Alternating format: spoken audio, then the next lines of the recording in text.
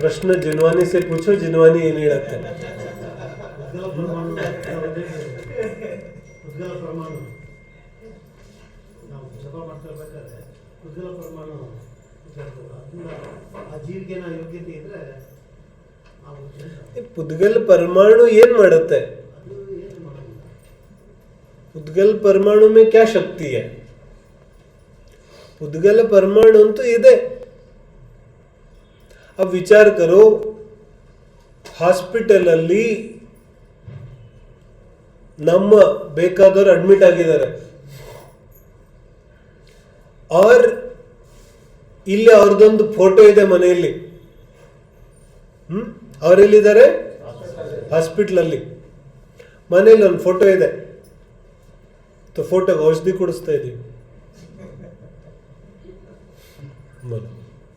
परमाणु तो है ना, बदल जाएंगे परमाणु, हो जाएगा? नहीं होगा ना? कैसे बदलेगा? आप विचार तो करो. ಪ್ರತಿಯೊಂದು ಜೀವ ಸ್ವತಂತ್ರ ಇದೆ ಅಂದ ಮೇಲೆ ಹೆಂಗ ಸಾಧ್ಯ ಇದೆ? ನಾವು ಜೊತೆಗೆ ಕೂತ್ಕೊಂಡು ಎಷ್ಟೇ ಸಮಾಧಾನ ಹೇಳಿದ್ರು ನಾವು ಲೌಕಿಕದಲ್ಲೇ ಹೇಳ್ತೀವಲ್ಲ, ಯಾರ ನೋವನ್ನು ಯಾರು ತಗೊಳಕ್ಕಾಗೋದಿಲ್ಲ ಅಂತ. ಲೌಕಿಕದಲ್ಲೇ ಎಷ್ಟು ಸ್ಥೂಲ ವಿಚಾರ ಹೇಳ್ತೀವಿ, ಅಧ್ಯಾತ್ಮದಲ್ಲಿ ಯಾಕೆ ನಂಬೋದಿಲ್ಲ? ಕಠಿಣ ಜಾತ ಏನ? ಯಾರ ನೋವನ್ನು ಯಾರು ತಗೊಳಕ್ಕಾಗೋದಿಲ್ಲ ಅಂದಮೇಲೆ ಯಾರ ಪುರುಷಾರ್ಥ ಇನ್ನೊಬ್ಬರಿಗೆ ಪುರುಷಾರ್ಥ ಹೆಂಗಾಗುತ್ತೆ? ನೀ ನಾನಂತೂ ಏನು ಧರ್ಮ ಮಾಡಿಲ್ಲ, ನಮ್ಮ ತಾತ ಅಜ್ಜಿ ತುಂಬಾ ಮಾಡಿದ್ರು, ಅದೇ ನಾನು ಅನುಭವಿಸ್ತಾ ಇದ್ದೀನಿ ಈಗ. ಆ ಪುಣ್ಯನೇ ನಂಗೆ ಬರ್ತಾ ಇದೆ, ಬರುತ್ತೆ. ಅಚ್ಚ ಪಿತಾಜಿನೇ ಬಹುತ್ ಇಷ್ಟೊಂದು ಸಾಲ ಮಾಡಿ ಹೋಗಿದ್ರೆ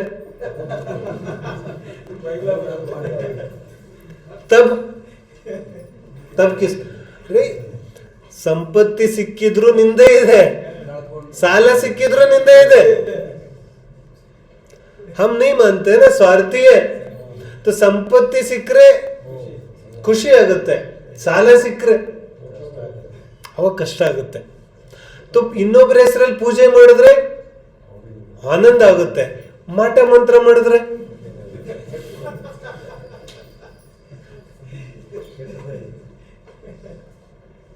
ಜಿನ್ವಾನಿ ಹೇಳತ್ತೆ ಎರಡೂ ನಿರರ್ಥಕ ಇದೆ. ಕಾಕತಾಳೀಯ ನ್ಯಾಯ ಅಂತೀವಲ್ಲ, तो ಕಾಗೆ ಕೂರೋದ್ರಿಂದಂತೂ ರೆಂಬೆ ಮುರಿಯೋದಿಲ್ಲ. ಆದ್ರೆ ಯಾವನು ಮೂರ್ಖ ನೋಡ್ದ, ತವನೇನ್ ಹೇಳ್ತಾನೆ, ಕಾಗೆ 20 kg ಇದೆ. नहीं भाई, ऐसा नहीं है. लेकिन निमित्त नैमित्तिक व्यवस्था ऐसी दिखी तो लोग कहने लग गए कि ಒಬ್ಬರ ಪುಣ್ಯ ಇನ್ನೊಬ್ಬರಿಗೆ ಬರುತ್ತೆ. ಯಾರ ಪುಣ್ಯವು ಯಾರಿಗೂ ಬರೋದಿಲ್ಲ. ಹೆಂಗ ಬರುತ್ತೆ? ಒಬ್ಬರ ಪುಣ್ಯ ಇನ್ನೊಬ್ಬರಿಗೆ ಬರೋದಾದ್ರೆ ಉಸ್ಮೆ है ना सामयिक पाठ में ಸ್ವಯಂ ಕಿಯೇ ನಿಷ್ಫಲ ಹೋತೆ. ಒಬ್ಬರ ಪುಣ್ಯ ಪಾಪ ಇನ್ನೊಬ್ಬರಿಗೆ ಬರೋದಾದ್ರೆ ನಾನ್ ಮಾಡಿರೋದೊಂದು ವ್ಯರ್ಥ ಆಗೋಯ್ತಲ್ಲ. ನಾನ್ ಮಾಡಿರೋದು ಇನ್ನೊಬ್ರಿಗೆ ಹೋಗ್ತಾ ಇದೆ ಅಂದಮೇಲೆ ನಾನ್ ಮಾಡಿರೋದು ವ್ಯರ್ಥ ಆಗೋಗುತ್ತೆ ತಾನೆ. ಈ ವ್ಯವಸ್ಥೆ कैसी बनेगी? ನಾನು ಮಾಡಿರೋ ಪುಣ್ಯ ಪಾಪ ನನ್ನ ಜೊತೆಗೆ ಬರಲಿಲ್ಲ, ನನ್ನ ಮಕ್ಕಳಿಗೆ ಹೊರಟೋಯ್ತು ಅಂದ್ರೆ ನಾನು ಮಾಡಿರೋದೆಲ್ಲ ವ್ಯರ್ಥ ಆಗೋಯ್ತಲ್ಲ. ಹಾಗಾದ್ರೆ ವ್ಯವಹಾರದಲ್ಲಿ ಲೌಕಿಕ ಒಂದು ವಿಷಯಕ್ಕೆ ಹೇಳೋದು ಟೀಕೆ, ಅವ್ರು ಪುಣ್ಯ ಮಾಡಿದ್ರು ಇವ್ರು ಪುಣ್ಯ ಮಾಡಿದ್ರು ಟೀಕೆ. ಇದನ್ನು ವ್ಯವಹಾರದಲ್ಲಿ ಯಾಕೆ ಹೇಳ್ತೀವಿ? ನಮ್ಮ ಜವಾಬ್ದಾರಿಯಿಂದ ನಾವು ಮುಕ್ತರಾಗಬೇಕಲ್ಲ. ನಾನು ಪುರುಷಾರ್ಥ ಮಾಡಬಾರದು. तो ಪೂಜೆ ಮಾಡೋದಿದ್ರೆ ತಾತಾಜಿನ್ ಕೂರಿಸ್ಬಿಡೋದು, तो क्या हो जाएगा? ये साबुत बने ना, ये घूम रहे बाहर, ತಾತಾಜಿ ಪೂಜೆ ಮಾಡ್ತಿದ್ದಾರೆ, ಇವ್ ನೋಡಿರ್ತಿದ್ದಾನೆ ಹೊರಗಡೆ. ಮತ್ತೆ ಎಲ್ಲರಿಗೂ ಏನ್ ಹೇಳ್ತಾನೆ? ತಾತಾಜಿ ಪುಣ್ಯ ನಂಗೆ ಬರ್ತಾ ಇದೆ, ನಾ ಪುಣ್ಯನೂ ಮಾಡ್ತಾ ಇದ್ದೀನಿ, ಪುರುಷಾರ್ಥನೂ ಬೇಕಾಗಿಲ್ಲ, ಎರಡು ಒಂದೇ ಕಡೆಗೆ ನಡೀತಾ ಇದೆ. ऐसा कुछ होता नहीं बिल्कुल भी 1% ನಡೆಯೋದಿಲ್ಲ. ಪರಮಾಣು ಸ್ವತಂತ್ರ ಇದೆ ಅಂದ ಮೇಲೆ ಒಂದು ಜೀವಿಯ ಪುಣ್ಯ ಪಾಪ ಇನ್ನೊಂದು ಜೀವಿಗೆ ಹೆಂಗ್ ಬರುತ್ತೆ? बताओ तो सही. हाँ, इतना हो सकता है. उस जीव का स्थितिकरण हो सकता है. क्या ಆ ಜೀವ ಭ್ರಷ್ಟ ಆಗಿದ್ರೆ ಅಥವಾ ಜೀವನದಲ್ಲಿ ದುಃಖ ಜಾಸ್ತಿ ಆಗಿದ್ರೆ ಅವನಿಗೆ ಒಂದ್ ಸ್ವಲ್ಪ ಉಪದೇಶ ಹೇಳಿ ಅಥವಾ ಅವನ ದುಃಖ ಒಂದ್ ಸ್ವಲ್ಪ ದೂರ ಮಾಡಿದ್ರೆ, ಅವನ ಮನಸ್ಸು ಸ್ಥಿರ ಆದ್ರೆ ಅವನು ಸಾರ್ಥಕ ಆಗುತ್ತೆ. ಅದನ್ನ ಬಿಟ್ಟು ಇಲ್ಲಿ ನಾನು ಪೂಜೆ ಮಾಡ್ತಾ ಇದ್ದೀನಿ, ಅಮೆರಿಕದಲ್ಲಿ ಮಗ ಇದ್ದಾನೆ, ಅವನಿಗೆ ಪುಣ್ಯ ಬರುತ್ತೆ, ಕೆಸೆ ಮಿಲೇಗ? ಅವನೇ ಮಾಡ್ಬೇಕು ತಾನೆ ಪೂಜೆ. ಈಗ ಇಲ್ಲಿ ಅದಕ್ಕೆ ಹಿರಿಯರಿಗೆ ಪಿಂಡ ಇಡ್ತಾರೆ. ಕಿಸ್ ಬಾತ್ ಕಾ ಪಿಂಡ ಅಂದ್ರೆ ಏನು? ಪಿಂಡ ಮನೆ ಹೋತೆ ಶರೀರ. ಪಿಂಡ ಇಡೋದಂದ್ರೆ ಏನು? ಶರೀರಕ್ಕೆ ಮುಕ್ತಿ ಕೊಡೋದು. ಯಾಕೆ? ಇವ್ರ ಪ್ರಕಾರ ಶರೀರ ಆತ್ಮ ಇನ್ನು ಇಲ್ಲೇ ಅಲ್ದಾಡ್ತಾ ಇರುತ್ತೆ. ಇವರು ವರ್ಷ ಅದಕ್ಕೆ ಮುಕ್ತಿ ಕೊಡ್ತಾರೆ, ಪಿಂಡದಾನ. ಯಾರು ಆತ್ಮ ಎಲ್ಲಿ ಅಲದಾಡ್ತಾ ಇದೆ, ಯಾರಿಗೆ ಮುಕ್ತಿ ಕೊಡ್ತಾ ಇದ್ದಾರೆ? ಕೋನ್ ಕಿಸ್ಕಾ ದಾನ ಕರ್ ರहा है? ಮರಣ ಆದ್ಮೇಲೆ 3 ಸಮಯದಲ್ಲಂತೂ ಜನ್ಮ ಆಗುತ್ತೆ. ಯಾವ ಜೀವ ಎಲ್ಲಿ ಅಲ್ದಾಡ್ತಾ ಇದೆ? ಯಾವ ದಾನ ಮಾಡಿ ಇವನಿಗೇನನ್ಸುತ್ತೆ, ಇದನ್ನ ದಾನ ಮಾಡಿ ನನಗ್ ಪುಣ್ಯ ಬರುತ್ತೆ. ಇವನಿಗೆ ಹೆಂಗ್ ಪುಣ್ಯ ಬರುತ್ತೆ? ಇರೋವರೆಗೆ ಸ್ವಲ್ಪ ಧರ್ಮದಲ್ಲಿ ಸಹಾಯ ಮಾಡಿದ್ರೆ ಸ್ವಲ್ಪ ಪುಣ್ಯ ಬರ್ತಿತ್ತೇನೋ, ಆದ್ರೆ ಸತ್ತ ಮೇಲೆ ಪಿಂಡ ಇಡೋದ್ರಿಂದ ಯಾವ ಪುಣ್ಯ ಬರುತ್ತೆ? ಜಿನ ಧರ್ಮ ಸಂಪೂರ್ಣ ಸ್ವತಂತ್ರ ಇದೆ. ಇಲ್ಲಿ ಪರತಂತ್ರತೆಯ ಒಂದು ಕಣ ಕೂಡ ಸ್ವೀಕಾರ ಇಲ್ಲ, ಬಿಲ್ಕುಲ್ ಸ್ವೀಕಾರ ನೈ. ಇಡೀ ವಿಶ್ವದಲ್ಲೇ ಇದು ಒಂದೇ ಧರ್ಮ ಇದೆ, ಇಲ್ಲಿ ಯಾವ ರೀತಿಯಾದ ಪರತಂತ್ರತೆನೂ ಸ್ವೀಕಾರ ಇಲ್ಲ, ಬಿಲ್ಕುಲ್ ಸ್ವತಂತ್ರ. ಪ್ರತಿಯೊಂದು ಕಣ ಸ್ವತಂತ್ರ ಇದೆ. ಈ ಪುಸ್ತಕದ ಒಂದೊಂದು ಹಾಳೆಯ ಒಂದೊಂದು ಅಕ್ಷರದ ಒಂದೊಂದು ಕಣ ಅದು ಕೂಡ ಸ್ವತಂತ್ರ ಇದೆ. ಸಮಯ ಸಾರದ 3ನೇ ಗಾಹೆ ಏಯತ್ತ ನಿಶ್ಚಯಗದೋ ಸಮೋ ಸವತ್ತ ಸುಂದರೋಲೋಯೆ. ಏಕತ್ವ ಆತ್ಮ ಮಾತ್ರ ಸುಂದರ ಇದೆ. इसमें हमें ಕುರೂಪತಾ नहीं दिखती कि ಮಗನ ಹೆಸರಿಂದ ಅಮ್ಮ ಪೂಜೆ ಮಾಡ್ತಾ ಇದ್ದಾಳೆ. इसमें ಕುರೂಪತಾ नहीं दिखती हमको. ये कितनी ಭದ್ದಿ ಬಾತ್ है. ಇದು ನೋಡಕ್ಕಾದ್ರೂ ಚೆನ್ನಾಗಿ ಕಾಣಿಸ್ತಾ ಇದೆಯೇನು? परंपरे ಮಾಡಿಬಿಟ್ಟು ಅಲ್ಲ, ये देखने में भी अच्छा नहीं लगता, भद्दा दिख रहा है. ಹುಡುಗನ ಹೆಸರಲ್ಲಿ ಅಮ್ಮ ಪೂಜೆ ಮಾಡ್ತಾ ಇದ್ದಾಳೆ. क्यों भाई? तुमने अपने बच्चे को इतना भी नहीं सिखाया. बोलो, अपने बच्चों को बर्थडे के दिन जा करके पूजा करके आना इतना भी नहीं सिखाया. ಇವರೇ ಪೂಜೆ ಮಾಡ್ತಿದ್ದಾರೆ ಅವನ ಹೆಸರಲ್ಲಿ.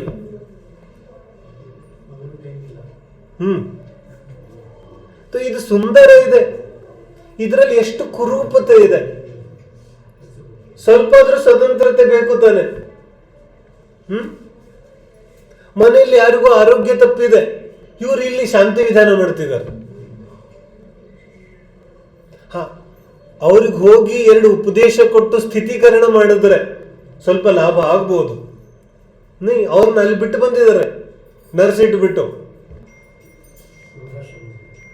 ಇಲ್ಲಿ ವಿಧಾನ ನಡೀತಾ ಇದೆ. ಸಂಪೂರ್ಣ ಸ್ವತಂತ್ರ, ಕೋಯಿ ಕಿಸಿ ಕಾ ಕರ್ತಾ ಧರ್ತಾ ಬಿಲ್ಕುಲ್ ನೈ. ಇಡೀ ಜಿನಾಗಮದ ಸರ್ವಸ್ವ ಸಮಯ ಸಾರದ ಒಂದು ಇಡೀ ಅಧಿಕಾರ ಅದಕ್ಕೆ ಸಮರ್ಪಿತ ಇದೆ. ಕರ್ತಾ ಕರ್ಮ ನಮಗ್ ಅಹಂಕಾರ ಇದೆ ನಾವು ಮಾಡ್ತಾ ಇದ್ದೀವಿ ಅಂತ. ಆದ್ರೆ ನಾವು ಮಾಡ್ತಾ ಇದ್ದೀವೇನು? ಆಹಾರ ತಗೋತಾ ಇದ್ದೀವಿ, ನನಗಂದ್ರೆ ನಾನು ಊಟ ಮಾಡ್ತಾ ಇದ್ದೀನಿ, ನಾವು ಮಾಡ್ತಾ ಇದ್ದೀವೇನು? ನಾನು ಅಡಿಗೆ ಮಾಡ್ತೇನೆ, ನಾವು ಮಾಡ್ತಾ ಇದ್ದೀವೇನು? सब केमिकल रिएक्शन हो रहा है, नहीं होता तो ವಿಚಾರ ಮಾಡೋದು. ಎಲ್ಲಿ ಯಾವ್ದು ಯಾವ್ದನ್ನ ಮಾಡಕ್ಕಾಗುತ್ತೆ? ಹಿಟ್ಟಲ್ಲಿ ನೀರ್ ಹಾಕಿದ್ರೆ, ಹಿಟ್ಟು ಕಲ್ಸಿದ್ರೆ ಚಪಾತಿ ಆಗುತ್ತೆ, ಆಗ್ಲಿಲ್ಲ ಅಂದ್ರೆ ಗೋಧಿ ಹಿಟ್ಟಲ್ಲಿ ಆ ಶಕ್ತಿ ಇಲ್ಲದೆ ಹೋಗಿದ್ದಿದ್ರೆ ಅಡಿಗೆ ಮಾಡ್ತಿದ್ವಿ, ಚಪಾತಿ ಆಗ್ತಿತ್ತು. ನಮಗ್ ಭ್ರಮ, ಅಹಂಕಾರ ತುಂಬಾ ಇದೆ, ನಾವು ಮಾಡ್ತಾ ಇದ್ದೀವಿ ಅಂತ. ಕುಚ್ ನೈ, ಶರೀರದಲ್ಲಿ ಭೋಜನ ಹೋಗಿ ಜೀರ್ಣ ಆಗುತ್ತಿದೆ ತಾನೆ, ಯಾರು ಮಾಡ್ತಿದ್ದಾರೆ? ನಾನು ಉಸಿರಾಡ್ತಿದ್ದೀನಿ ಅಂತ ಹೇಳ್ತೀವಿ, ವಾಸ್ತವಿಕವಾಗಿ ನಾವು ಉಸಿರಾಡ್ತಾ ಇದ್ದೀವಿ ಏನು? ನಡೀತಾ ಇದೆ, ಚಲ್ ರहा है ಆಟೋಮೆಟಿಕ್ ಚಲ್ रहा है, ನಡೀತಾ ಇದೆ. ಎಲ್ಲ ಪರಮಾಣುಗಳ ಡ್ರಾಮಾ ನಡೀತಾ ಇದೆ. ಜೀವದ ಹಸ್ತಕ್ಷೇಪ ಏನೂ ಇಲ್ಲ ಇದರಲ್ಲಿ. ಎಲ್ಲಿವರೆಗೆ ವಿಚಾರ ಬಂದಿದೆ ಅಂದ್ರೆ ಇವನ ವಿಚಾರಗಳು ಕೂಡ ಇವನದ್ದಿಲ್ಲ, ಇದು ಪರಮಾಣುಗಳ ಆಟ ಇದೆ. ಶರೀರದಲ್ಲಿ ಯಾವ ರೀತಿಯಾದ ಪರಮಾಣುಗಳಿದೆ, ಯಾವ ರೀತಿಯಾದ ಕೆಮಿಕಲ್ ರಿಯಾಕ್ಷನ್ ಆಗ್ತಿದೆ ದೇಹದಲ್ಲಿ, ಯಾವ ರೀತಿಯಾದ ಹಾರ್ಮೋನ್ ರಿಲೀಸ್ ಆಗ್ತಿದೆ, ಅಂಥದ್ದೇ ವಿಚಾರಗಳು ಬರ್ತಾ ಇದೆ ಅವನಿಗೆ.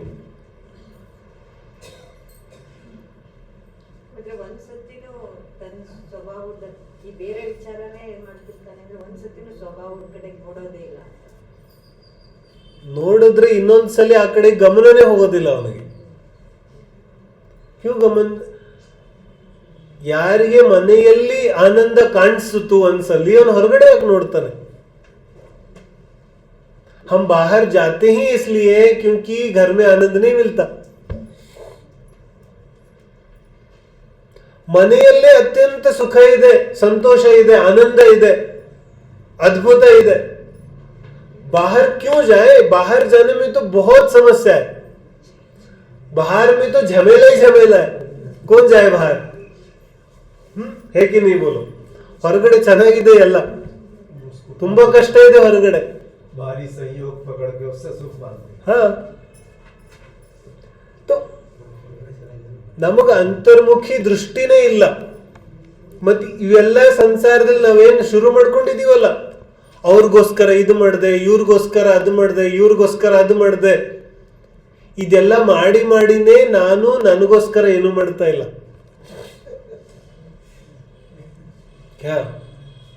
ಒಳಗಡೆ ಮೋಹ ಇದೆಯಲ್ಲ, ಆ ಮೋಹ ಹಿಂಗ್ ಮಾಡಿಸ್ತಾ ಇದೆ. ಮೋಹ ಹೇಳತ್ತೆ ಬೇರೆಯವ್ರಿಗೆಲ್ಲರಿಗೂ ಮಾಡು, ನಿನಗೋಸ್ಕರ ನೀನ್ ಮಾಡಬೇಡ. ಯಾಕಂದ್ರೆ ನಿನಗೋಸ್ಕರ ನೀನ್ ಮಾಡಿದ್ರೆ ಮೋಹ ಇರೋದಿಲ್ಲ, ಮೋಹನೆ ಹೊಟ್ಟೋಗ್ಬಿಡುತ್ತೆ. ಕುಂದು ಸ್ವಾಮಿ ಹೇಳ್ತಾರೆ, ಆದಹಿದಂ ಕಾದವ್ವಂ, ಆತ್ಮಹಿತವನ್ನ ಮಾಡು. ಪರಹಿದಂ ಚಾವಿ ಕಾದವ್ವಂ, ಪರಹಿತ ಕೂಡ ಮಾಡು. ಆದ್ರೆ ಆದಹಿದ ಪರಹಿದಾದೋ ಆದಹಿದಂ ಸುಟ್ಟು ಕಾದವ್ವಂ. ಆದ್ರೆ ಆತ್ಮಹಿತ ಪರಹಿತಗಳಲ್ಲಿ ಆತ್ಮಹಿತವನ್ನ ಮೇಲಕ್ಕಿಡು. आत्महित को ऊपर रखो ना, हम अपने को हमेशा नीचे रखते हैं. बोलो रखते कि नहीं रखते? ನಮ್ಮನ್ನ ನಾವು ಸತತವಾಗಿ ಕೆಳಗಡೆನೆ ಇಟ್ಟಿರ್ತೀವಿ, ಬೇರೆಯವ್ರನ್ನ ಮೇಲೆ ಇಟ್ಟಿರ್ತೀವಿ.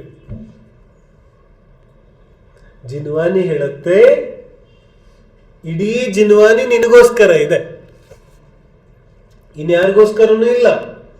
ನನಗೇನನ್ಸ್ಬೇಕಿದೆ, ಜಿನ್ವಾನಿ ನನಗೋಸ್ಕರ ಇದೆ, ನನ್ನ ಸಂತುಷ್ಟಿಗೋಸ್ಕರ, ನನ್ನ ಆತ್ಮಿಕ ಶಾಂತಿಗೋಸ್ಕರ ಜಿನ್ವಾಣಿ ಇದೆ. ನನ್ನನ್ನು ಮೇಲಿಡ್ಬೇಕು ತಾನೆ? ನೈ, ನಾವೇನ್ ಮಾಡ್ತೀವಿ, ನಮ್ಮನ್ನ ಎಲ್ಲಕ್ಕಿಂತ ಕೆಳಗಿಟ್ರು ಬಿಡ್ರಿ. ಕೆಳಗಿಡೋದಂದ್ರೆ ಏನು? ಕೆಳಗಿಡೋದಂದ್ರೆ जिनवाणी पढ़ के दूसरों को सुना भी देता है, स्वयं नहीं समझता, पालन नहीं करता, अथवा ನೆಪ ಹೇಳ್ಬಿಡ್ತೀವಿ. ಇನ್ನೊಂದು 5 ವರ್ಷ ಮಕ್ಕಳದ್ದು ಸ್ಕೂಲ್ ಆಗ್ಬಿಟ್ರೆ ಇನ್ನೊಂದು 5 ವರ್ಷ ಇಂಜಿನಿಯರಿಂಗ್ ಮುಗ್ದೋಗ್ಬಿಡುತ್ತೆ ಒಂದು. ಫಿರ್ತು ಆಮೇಲೆ ನಾನು ಜಿನ್ವಾಣಿನೇ ಇನ್ನೇನು ಕೆಲಸ ಇಲ್ಲ ನನಗೆ. ಆಮೇಲೆ ಬಸ್ ಇನ್ನೇನು ಹುಡುಗಿ ಹುಡುಕ್ತಾ ಇದ್ದೀವಿ. ಮಧ್ಯದಲ್ಲಿ ಹೆಂಗ್ ಸ್ವಾಧ್ಯಾಯ ಮಾಡೋದು?